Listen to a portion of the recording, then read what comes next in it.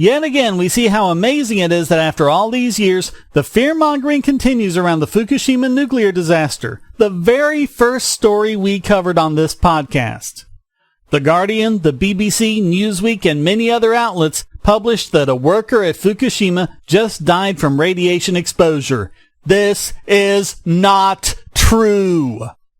What really happened is that the Japanese government decided the worker's family should be paid compensation, just like what happens all over the world when it's just not worth it to fight it. Not only would it be expensive, it looks bad, but on the other hand, it feels good to give grieving families money, so why not?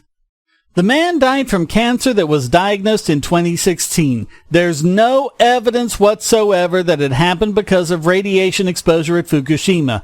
The compensation happened simply because he was a career nuclear worker who happened to work at Fukushima a couple of times.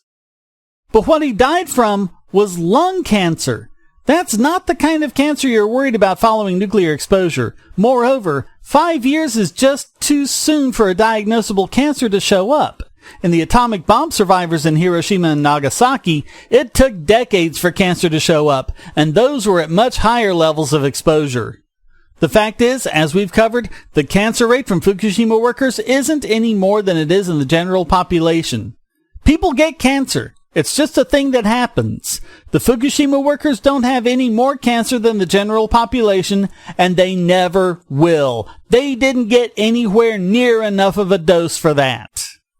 Again, as we've covered, the really bad health problems are coming from the fact that the evacuees only had to stay away for about 3 months until the iodine-131 levels decayed, but to this day, they're still not allowed to go back. They've been living as refugees for 7 years, and we've covered the health problems they're facing as a result. In fact, many of them should never have been evacuated in the first place, yet over 1,000 deaths were caused solely by the forced evacuation. Again, the number of deaths attributable to the nuclear disaster itself is 0.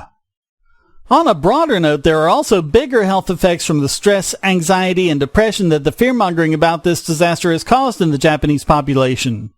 Government doesn't protect us. It creates panic, and the news media gleefully goes along with it. And panic results in very bad health problems.